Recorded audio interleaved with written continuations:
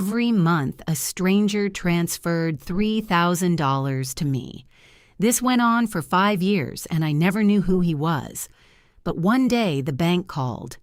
"Ma'am, he has just transferred $32 million to you and left 3 words." When I read them, "Good day, dear listeners. It's Maria again. I'm glad you're here with me. Please subscribe to my channel and like this video. And also, let me know in the comments which city you're listening from. That way, I can see how far my story has traveled. I never thought of myself as someone to whom extraordinary things happened. My life was ordinary in the way that most lives are ordinary.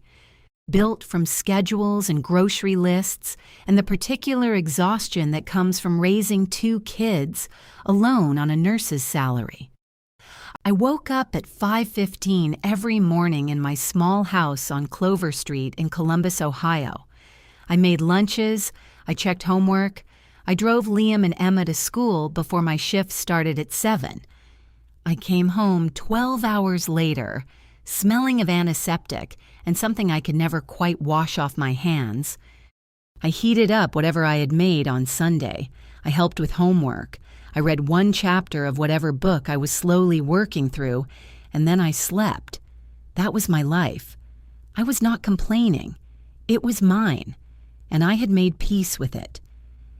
The divorce had been final for 4 years when the first transfer came in. Liam was 8, Emma 5. I remember the exact moment. I was standing in the parking lot of Kroger, phone in one hand, a bag of marked-down chicken thighs in the other, squinting at my banking app because I was pretty sure I had miscalculated my balance. I had $412 in checking. I needed to make it last 11 days, and then I saw it. An incoming transfer, $3,000.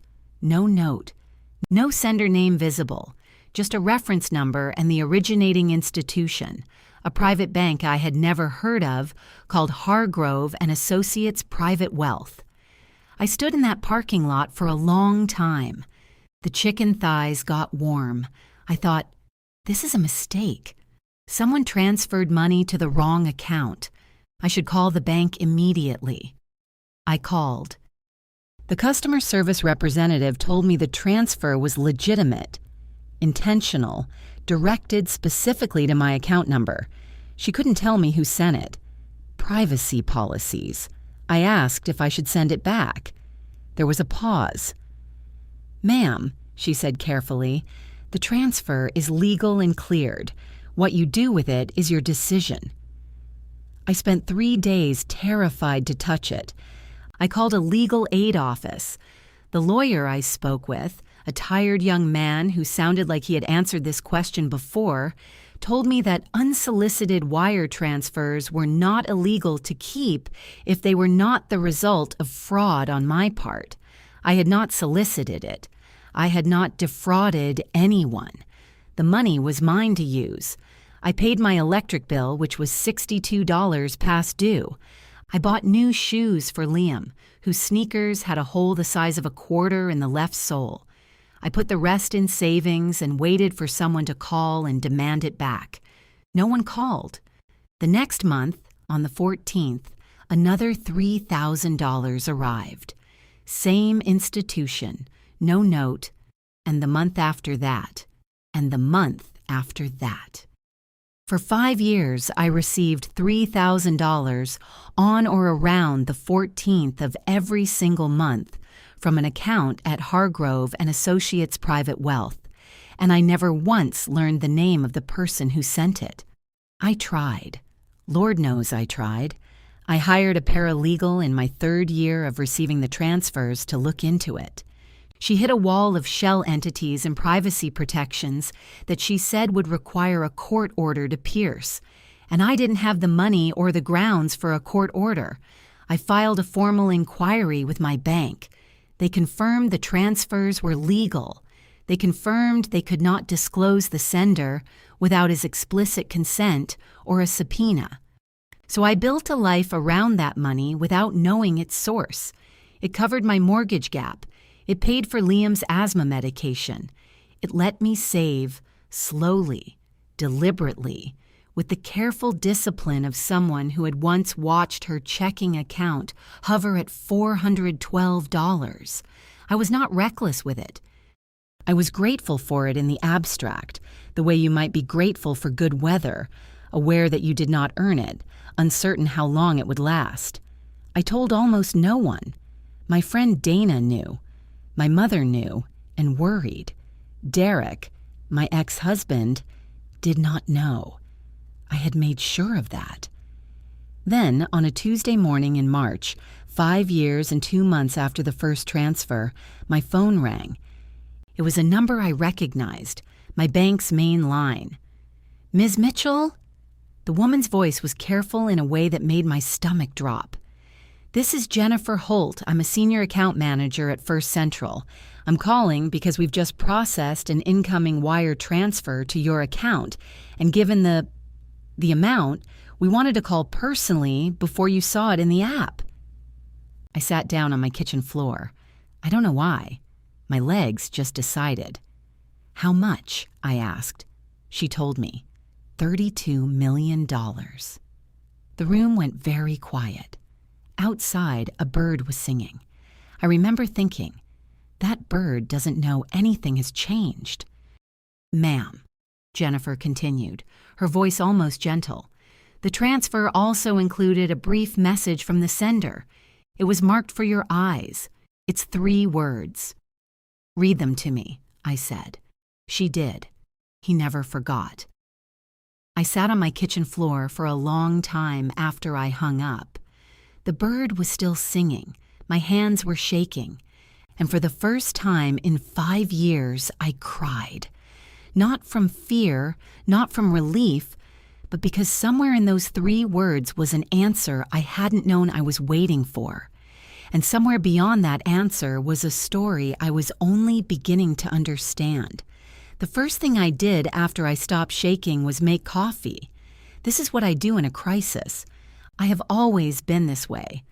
My colleagues at the hospital will tell you that I am the nurse you want in the room when something goes wrong, because I don't freeze, I don't cry, I make myself useful. The hands need to do something while the brain catches up.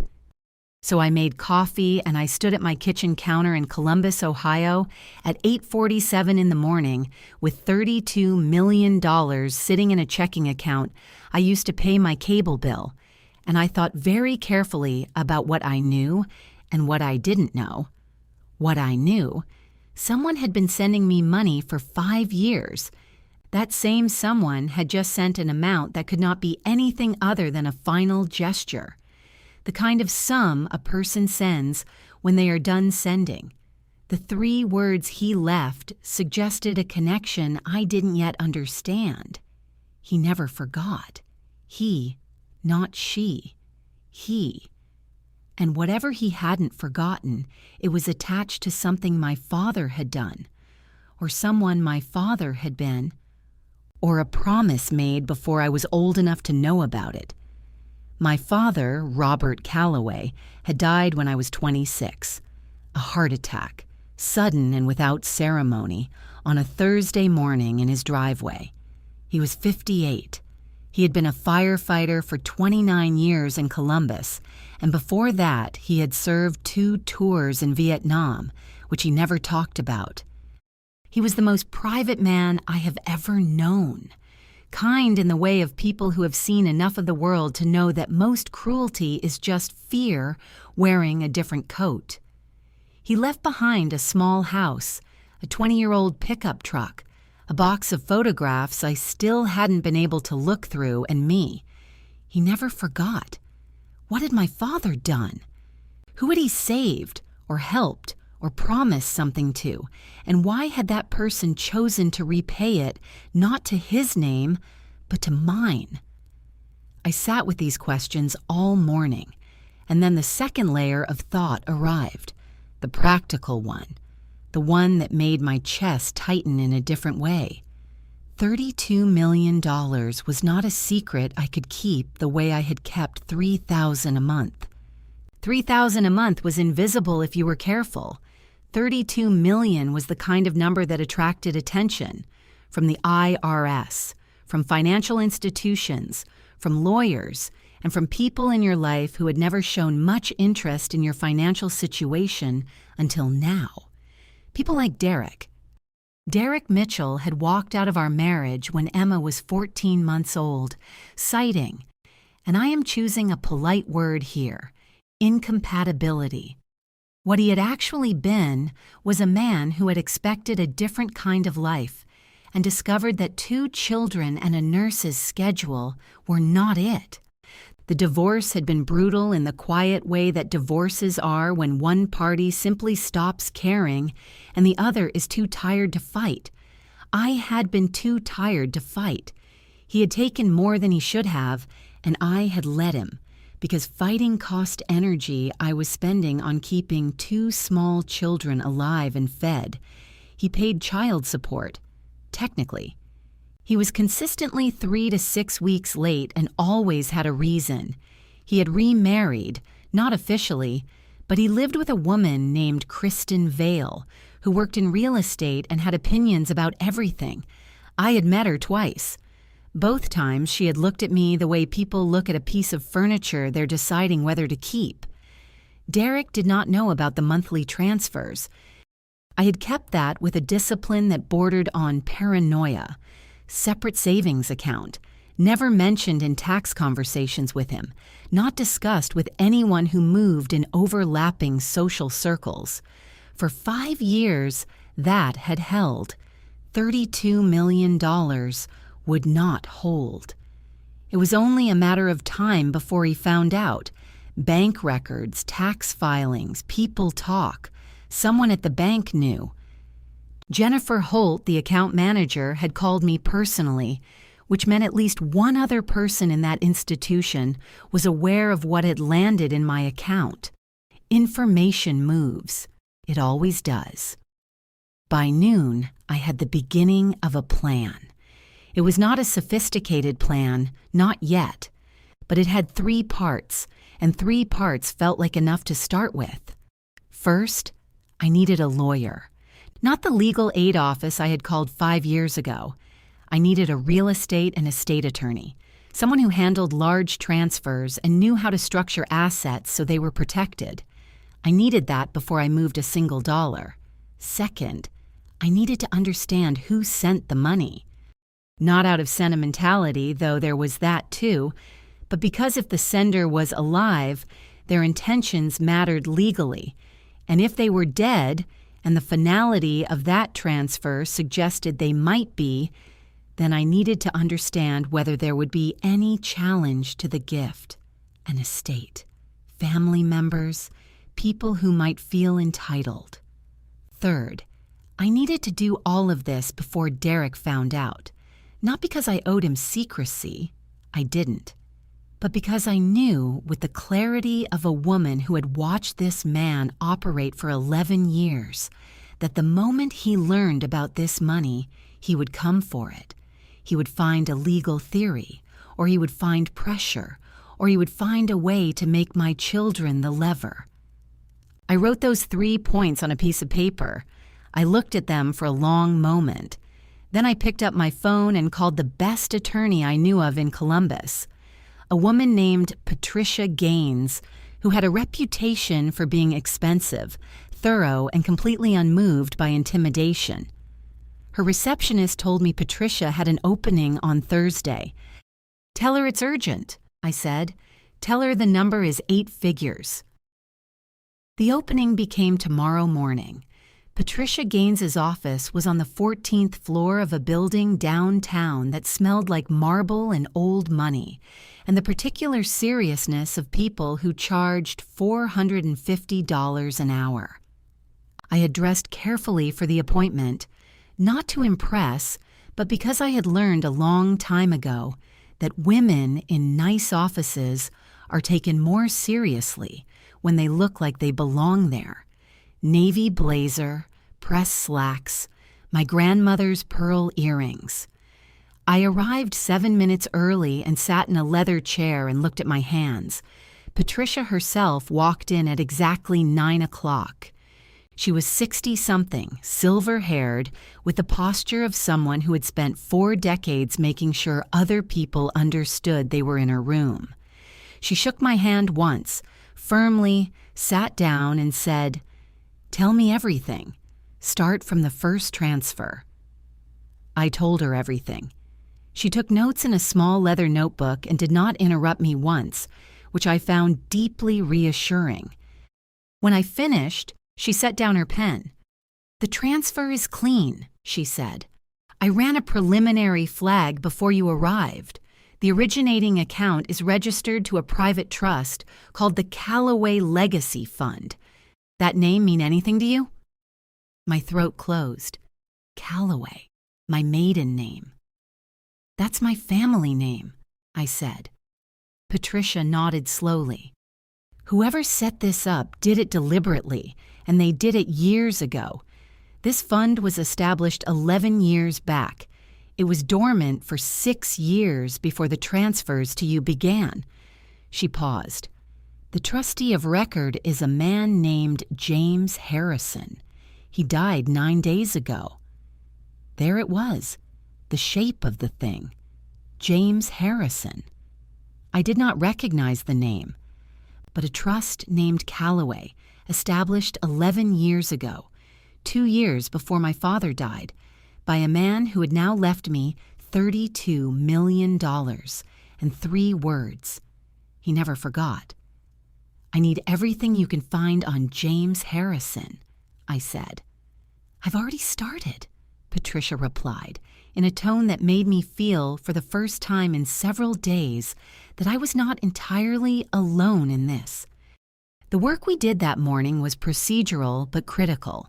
Patricia moved quickly to establish a family LLC structure, a legal entity that would hold the assets, offer liability protection, and critically, create a layer between the raw bank account and any future legal challenges. She drafted the paperwork herself, walked me through every clause, and had me sign before noon. The $32 million was restructured by end of day into 2 separate accounts within the LLC, with Patricia's firm named as co-administrator for an initial period of 90 days. "This is the most important thing we're doing today," she told me as I signed. "Before you make a single spending decision, before you tell anyone, this." She tapped the papers. "This is the door, and today we're putting a lock on it." I walked out of her office feeling something I hadn't felt in years, structurally safe, not emotionally, not yet, but structurally.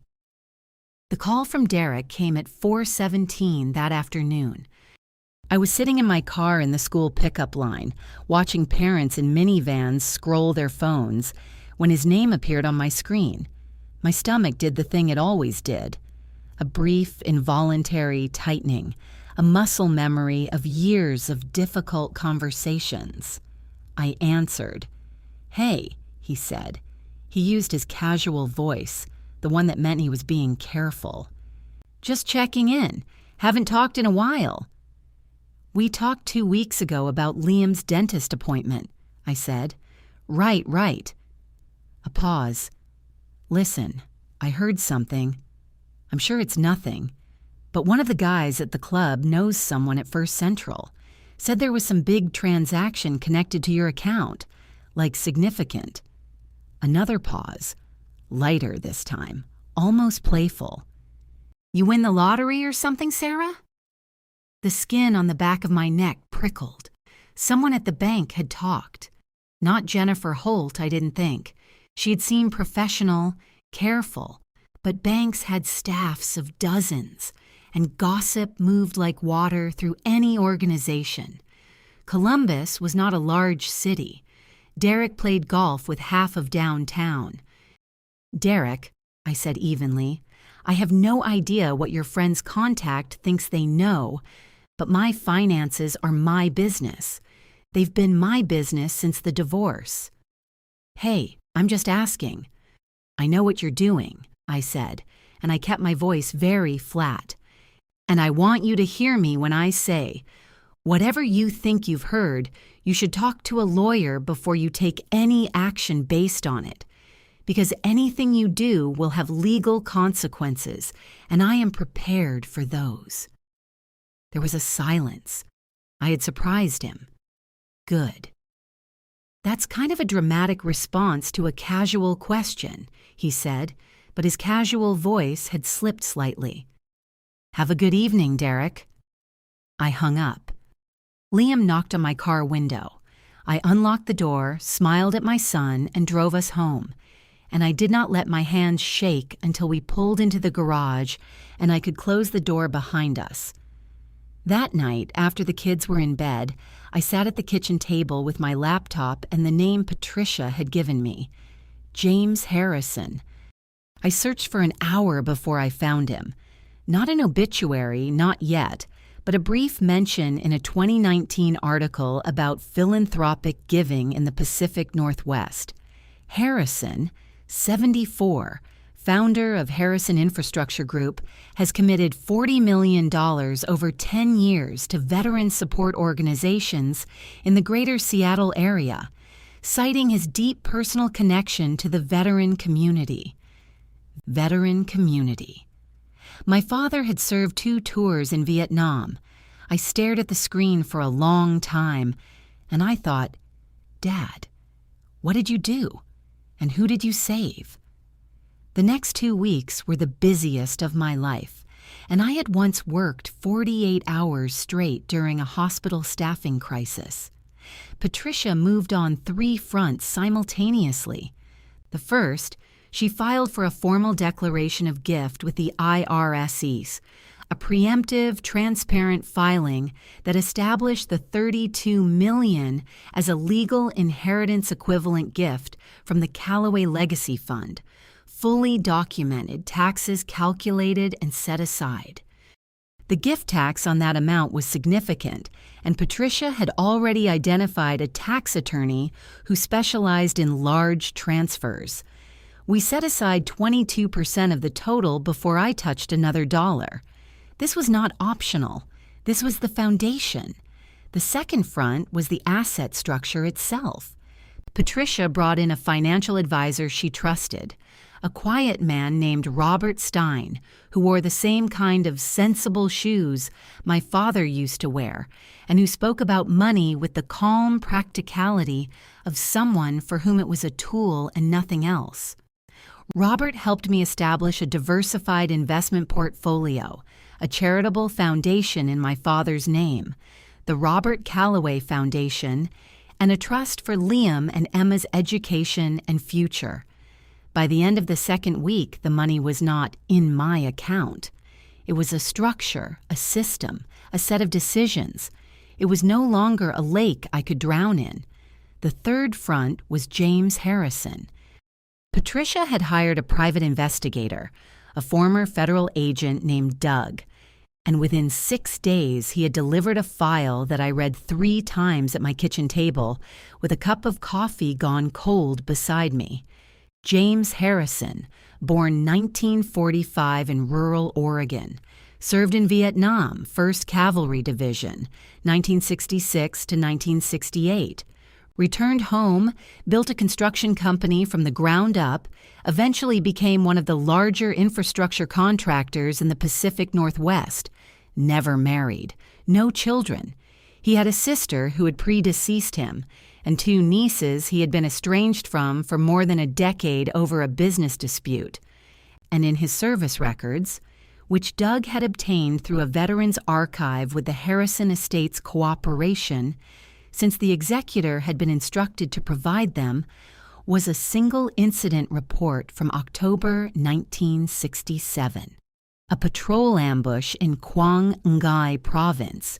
2 soldiers wounded. 1 soldier carried an injured comrade nearly 2 kilometers under fire to a medevac point. The soldier who carried him, Private First Class Robert Callaway, Columbus, Ohio. The soldier he carried, Specialist James Harrison, Portland, Oregon. I did not cry. I had cried already on my kitchen floor. Instead, I sat very still and understood, for the first time, the whole shape of a story that had begun before I was born. My father had carried a man through a war and never mentioned it, because that was exactly the kind of man my father was. And that man had spent the rest of his life not forgetting. He had established the trust 2 years before my father died. Perhaps he had known about the illness, or perhaps it was simply timing. He had tracked me down, learned my situation, and for 5 years he had sent $3,000 a month, which was precisely the amount needed to keep a single mother and 2 children slightly above water without being so large as to create questions. And then, when he knew he was dying, he had given everything. He never forgot. I was still sitting with all of this when Derek arrived. He didn't knock. He rang the bell 3 times in rapid succession, the way he used to when we were married, and he was already angry before the door opened. I looked through the peephole and saw him standing there with Kristen beside him. She was wearing a blazer and holding a folder. The folder was the detail that told me what this was. I opened the door. I did not invite them in. "Derek, we need to talk," he said. "Can we come in?" "No," I said. "You can say what you need to say here." Kristen stepped slightly forward. She had that quality of people who have decided they are the smartest person in any given situation, which I have always found to be a warning sign. "Sarah," she said with the smile she used when she was being what she considered reasonable, "we're not here to fight. We're here because Derek has a legal right to be informed about significant financial changes that affect his children's household." "His children's household?" I looked at her for a moment. "Derek pays child support that arrives, on average, 5 weeks late. His interest in this household is creative." Derek's jaw tightened. "There are legal arguments about equitable claims." "Stop." I held up one hand. "I'm going to say this once. My attorney is Patricia Gaines. Her number is on record.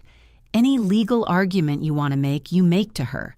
If you approach my account, my LLC, my foundation, or my children in any legal or financial capacity without going through proper channels, I will respond with everything I have, and I have considerably more than I used to." Kristen's smile thinned. "You're making an enemy here." "I didn't make this situation," I said. "You knocked on my door." And I closed it. I stood on the inside of that closed door for about 30 seconds. My heart was hammering. Then I texted Patricia. Derek just showed up with Kristen. He mentioned equitable claims. They had paperwork. Her response came in 4 minutes. Expected. "Good that you didn't let them in. I'll file a protective declaration tomorrow. Don't worry. Get some sleep." I took 4 days after that. I arranged for Dana to take the kids for a long weekend, checked into a small bed and breakfast in Hocking Hills, and I walked in the woods and ate soup and slept 9 hours a night. When I came back, I was not the same woman who had sat on the kitchen floor. I was someone who had had 4 days to understand what she was fighting for. Kristen called me on a Wednesday. She called from her personal cell, not Derek's, which told me something about how they had divided the strategy. "I want to be honest with you," she began, and I noted that she had dropped the careful social smile from her voice. It was something I could usually hear, a kind of performed warmth. Now she was speaking in a different register, businesslike, direct. She thought this would land better with me. She was not wrong that I preferred directness. She was wrong that it would change anything. "Go ahead," I said. I was in the hospital break room, eating a sandwich between a 12-hour shift. I had gone back to work. Some of my colleagues had raised eyebrows. "You don't need to be here," but they didn't understand. The work was mine before the money was mine. It would still be mine when the money had settled into something ordinary. Derek is willing to walk away from any claims, Kristen said. No legal action, no pressure, nothing, in exchange for a settlement. One time, clean. We're thinking $2 million. A pause. It's fair, Sarah. Really. We're giving you $30 million and asking for $2 million. Think about what that means for everyone. For the kids, too. Derek could be more present financially if this was resolved. I ate a bite of my sandwich. Kristen, I said, $2 million from money that was given to me by a stranger because of something my father did in a war before either of us was born that has nothing to do with Derek. Not legally, not morally, not in any framework I recognize. That's a cold way to look at it. Is it? I set down my sandwich. He has paid child support late for 4 years. He has attended 11 of the last 23 scheduled events for his children. He has not called Liam on his birthday for the past 2 years. My voice stayed level. I was proud of that. His claim to anything in my life is zero. His claim to money given to me in recognition of my father's character is actually less than zero. So no. A longer pause this time. You're going to regret this, she said. It was interesting. She had stopped pretending to be reasonable. I might, I said, but I'll regret it with my integrity. I hung up. I called Dana that evening. Dana had been my best friend for 16 years. We had met in nursing school, survived our 20s together, and she was one of 2 people I had told about the monthly transfers. She picked up on the first ring, which is what she always did, because Dana understood that a first ring answer was a form of love. I told her everything, about James Harrison, about my father carrying a wounded soldier through a jungle 50 years ago, about the trust, the LLC, the foundation in my father's name, about Derek showing up with a folder, about Kristen's call. Dana was quiet for a moment after I finished. Your dad, she said softly. I know. He never told you. You know how he was. Yeah. She paused. Sarah, your dad saved a man's life, and that man spent 50 years trying to pay it back. That is one of the most... I don't even have words for that. I didn't either. Some things don't fit inside sentences. What do you need? She asked. I need someone who knows all of this, I said. Not my lawyer, not my financial advisor. Someone who knew my dad, someone who can remind me why this matters. I knew your dad. I know you did. Then I'm here, she said. All of it. Whatever you need. Patricia, too, had become something more than a lawyer in those weeks. She called me regularly, not just with updates, but sometimes simply to check in the way of a person who understood that the legal battle was only part of what I was managing. She had dealt with inheritance disputes, with sudden wealth, with the specific disorientation of a life changed overnight. The money is the easy part, she told me once, in a voice that was not unkind. The harder part is deciding who you are in relation to it. I thought about that a lot. I thought about my father, who had been given the chance to be a hero and had simply been a man who couldn't leave someone behind. I thought about James Harrison, who had been wealthy enough to do anything and had chosen to do this, quietly, anonymously, in a way that asked for nothing. I thought about what it meant to be the inheritor of that kind of character. I was watching Derek and Kristen. I could feel it. The surveillance of people who are recalculating. They were not done. I knew that. But they had pulled back, temporarily, to think. And I was using their thinking time to build something they couldn't touch. They came on a Sunday. I had Liam and Emma home. It was a school holiday, and we were doing one of our Sunday traditions. Homemade waffles, a movie the kids chose, an afternoon where I didn't look at my phone unless it rang. I was standing at the stove when the doorbell rang, and something in my body knew before I reached the door. Derek was carrying flowers. Sunflowers, my father's favorite, which meant Kristen had done her homework, and that detail alone told me exactly how calculated this visit was. Kristen was beside him, wearing something deliberately casual. Jeans, a soft sweater, the wardrobe of someone who has decided to perform approachability. They looked like a normal couple making a friendly call. "Hey," Derek said when I opened the door.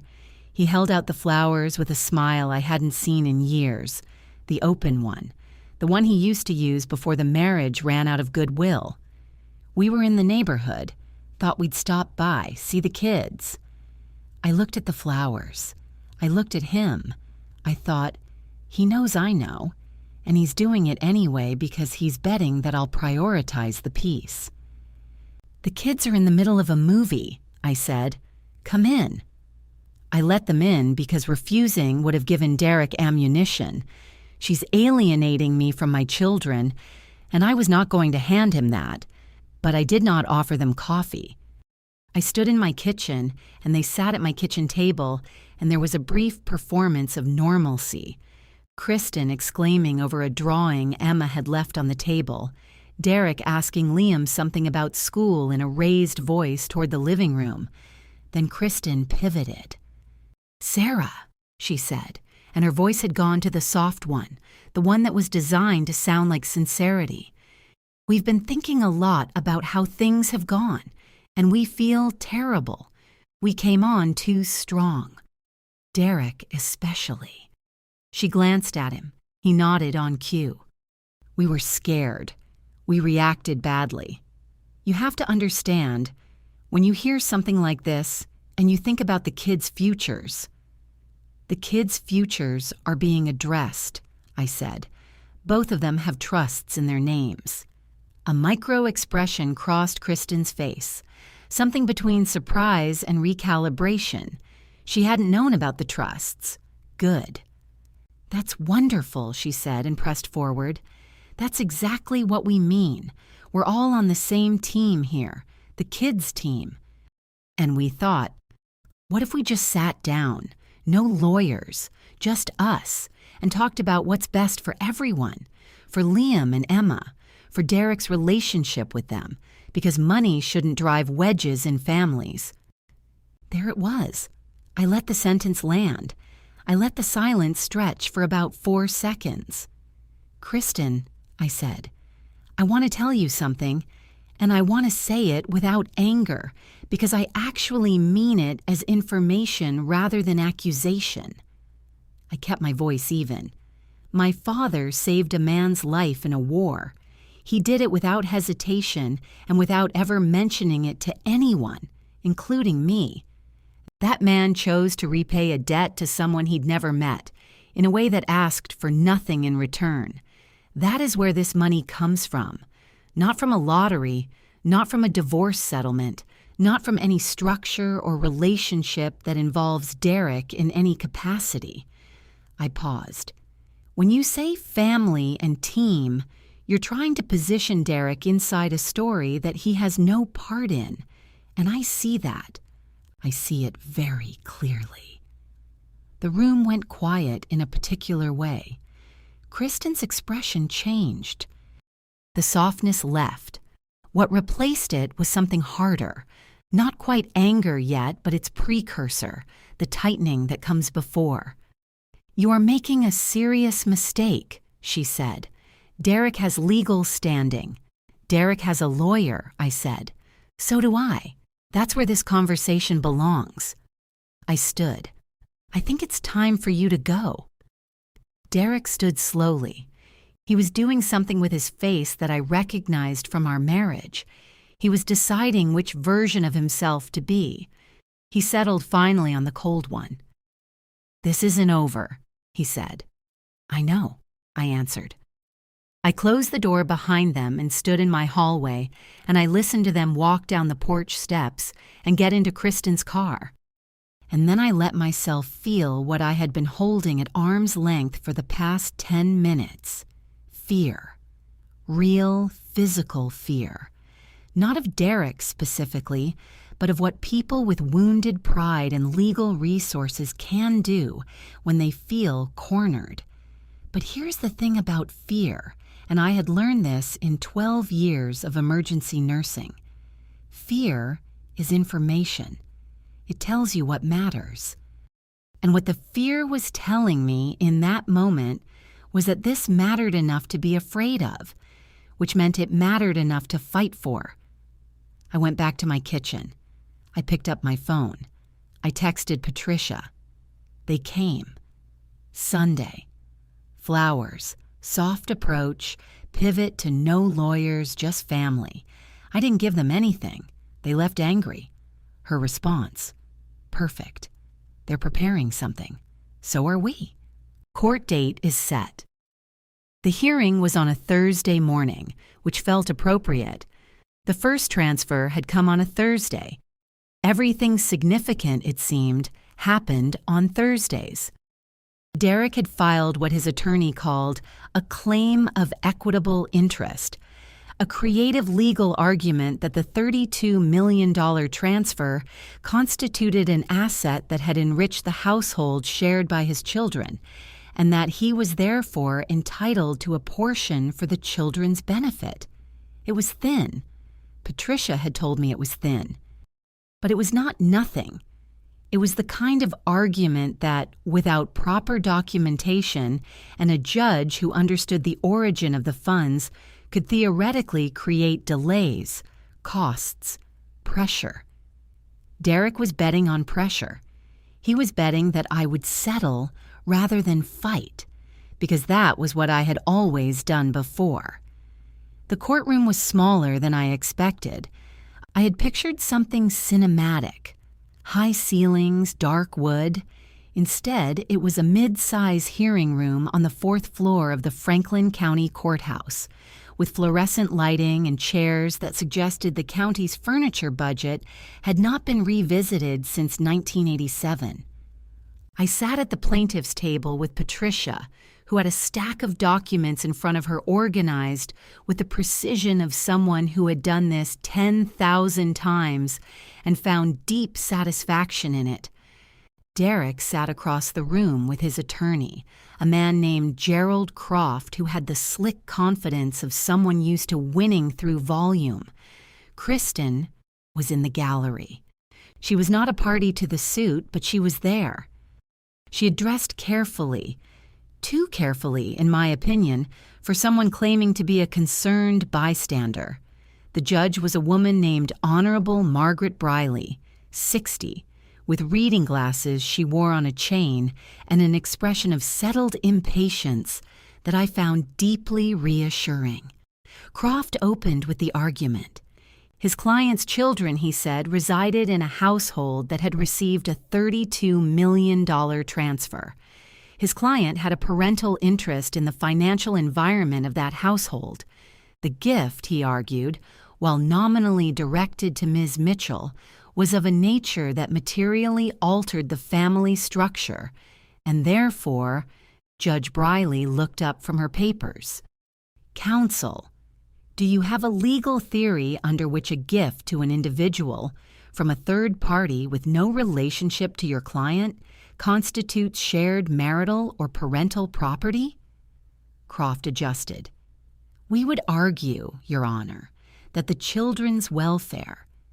The children have trusts, Patricia said not loudly. She placed a document on the table in front of her and slid a copy toward the judge's clerk. Established within 30 days of the transfer, each child has a fully funded education and welfare trust in their name. Mr. Mitchell has received written documentation of this. Croft didn't pause. We'd also raise questions about the origin of the funds. The circumstances are irregular. A private transfer of $32 million from an anonymous source. The source is not anonymous, Patricia said. She placed another document. James William Harrison, born 1945, Portland, Oregon. Served in the United States Army, 1st Cavalry Division, 1966 to 1968. Founder and sole shareholder of Harrison Infrastructure Group, Seattle, Washington. Died March 4th of this year at 79 of pancreatic cancer. She looked at the judge. Mr. Harrison established the Callaway Legacy Fund in 2013, 2 years before my client's father, Robert Callaway, passed away.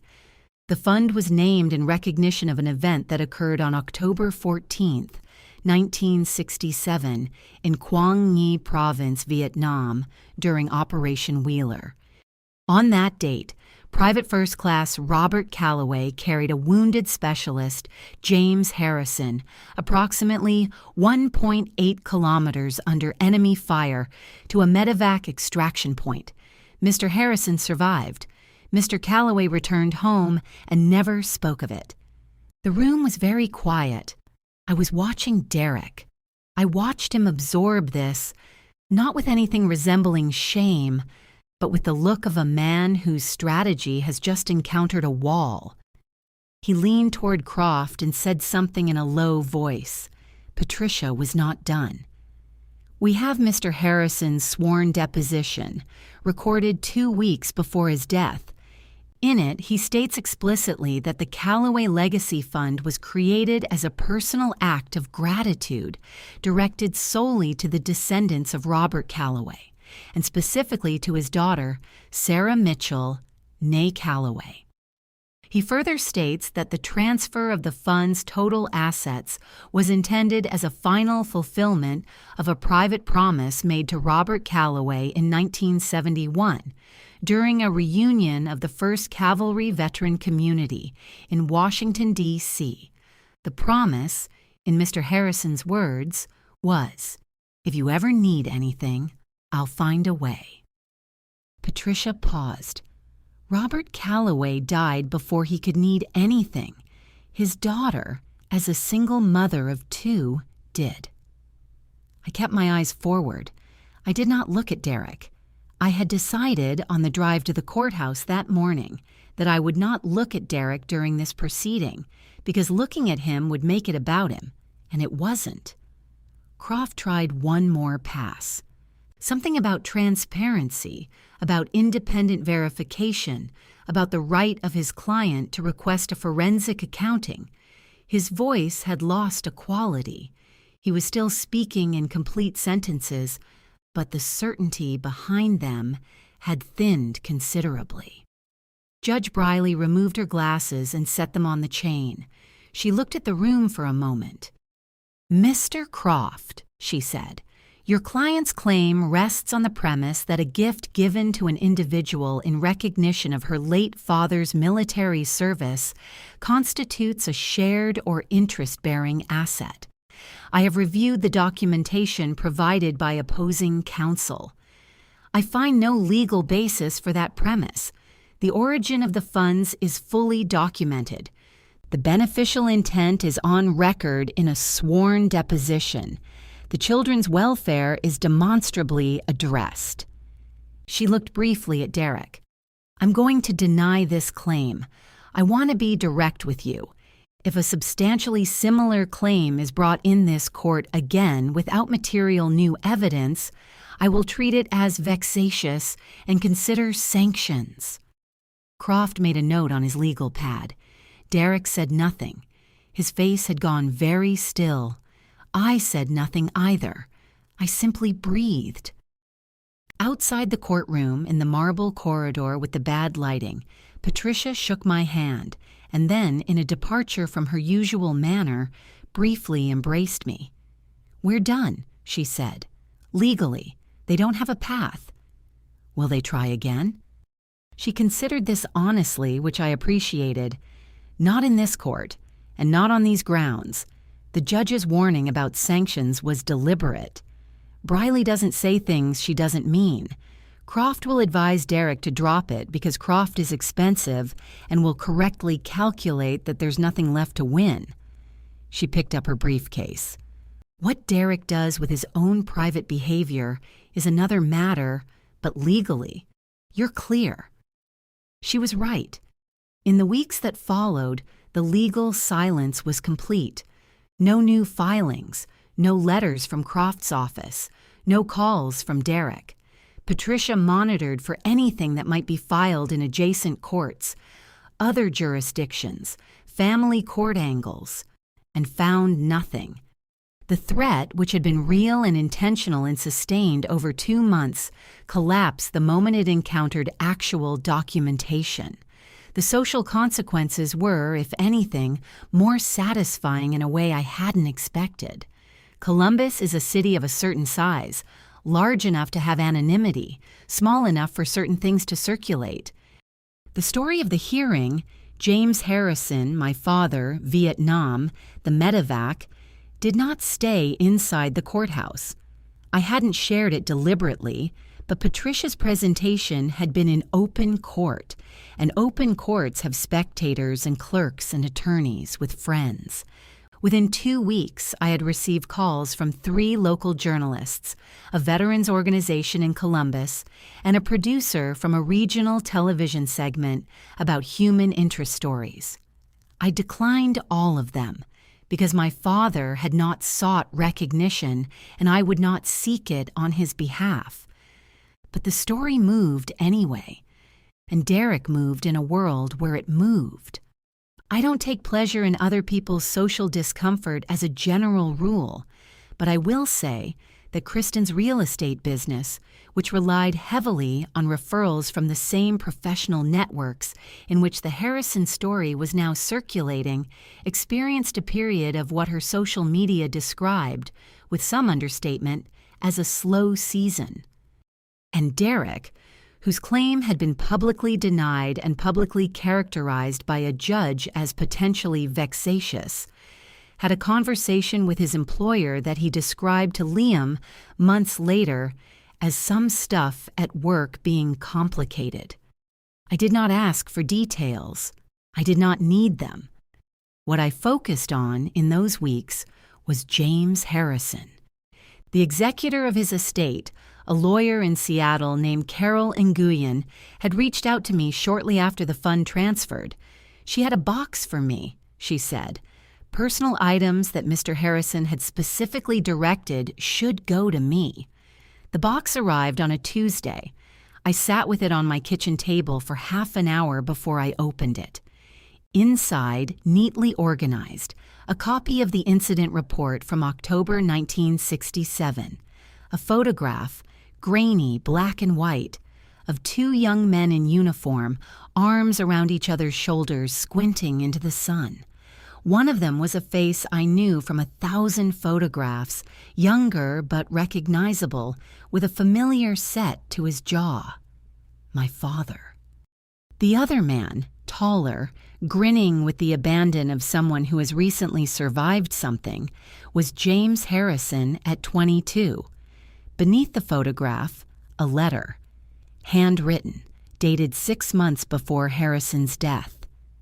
"Dear Sarah," it began, "you don't know me, but your father did, and he saved my life, and I want to explain what that means to a man who has had a long time to think about it." The letter was 4 pages. I read it 3 times. It was written in the plain, unadorned language of an old man who has done away with performance, someone who simply wants to be understood before he can no longer be heard. He described Vietnam. He described the ambush. He described waking up in a field hospital and being told what had happened and who had carried him. He described trying to find my father afterward, spending years trying to find him, and finally succeeding in 1971 at a veteran reunion in D.C. I told him I wanted to do something for him, Harrison wrote. He told me he didn't need anything. I told him I didn't care what he needed. I needed to do something. We argued about it the way soldiers argue, which is not politely. We were both stubborn men. Finally, he said, "If you feel that strongly, put something aside for my girl. Her name is Sarah. She's 6 years old. He described you. He described me." I said I would. He said he'd consider it charity. I said I'd consider it a debt. We agreed to disagree. He died before I could figure out the right way. Your mother remarried, moved away, and I lost track of you for a few years. When I found you again, you had 2 children and a recently ended marriage, and you were working 12-hour shifts. I started the monthly transfers. I kept them small enough that they wouldn't disrupt your life, just ease it a little. That was what your father would have wanted. Not a windfall, a hand. But now I am dying, and I have no one to leave things to who would use them in a way I could respect.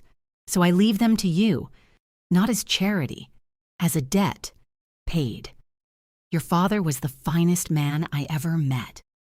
I hope he told you stories. If he didn't, I hope this letter tells you something you didn't know. James, I folded the letter and held it for a moment. Then I went to find the box of my father's photographs, the one I hadn't been able to open since his death 12 years ago. I opened it. Near the bottom, rubber banded together, a small stack of letters. The return address on each, Portland, Oregon. He had kept James Harrison's letters. He had kept them for decades and never mentioned them. I sat on the floor of my bedroom and read them all. Then I cried for my father, which I had not done enough, and for James Harrison, who had kept a promise to a man he'd known for the length of a war, and for the strange, particular grace of people who love quietly and at great cost and without any need to be seen. It took me a full year to understand that the money hadn't changed my life so much as it had allowed my life to become what it had always been reaching for. I set up the Robert Calloway Foundation, Veteran Support and Children's Education. We got a house on a quiet street. We got Gerald, a rescue mutt, 40% chaos, 60% affection, beloved by everyone. I went back to work part-time on the maternity ward, where hard work most reliably ends in something resembling hope. I traveled to Quang Ngai Province, Vietnam, standing in the landscape where my father had carried a man through enemy fire and never once mentioned it to his daughter. I did not film it. Some things belong only to themselves. Liam decided he wanted to be an engineer. Emma cycled between marine biologist and chef within the same month. I watched them argue at dinner and felt the specific happiness of sufficient. Derek had left his job, or the job had left him. Kristen's business had been absorbed into a larger agency.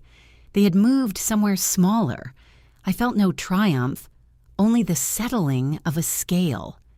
They had pressed on something that wasn't theirs. That was consequence. My father taught me that dignity is a practice, not a reward. James Harrison taught me that debts of the heart are real. I am still learning to carry both. What would you have done? In my place? Would you have settled for peace or fought for what was right? I'd love to know. Thank you for listening. My father would have shrugged and said he was just doing what needed doing. That's the whole point.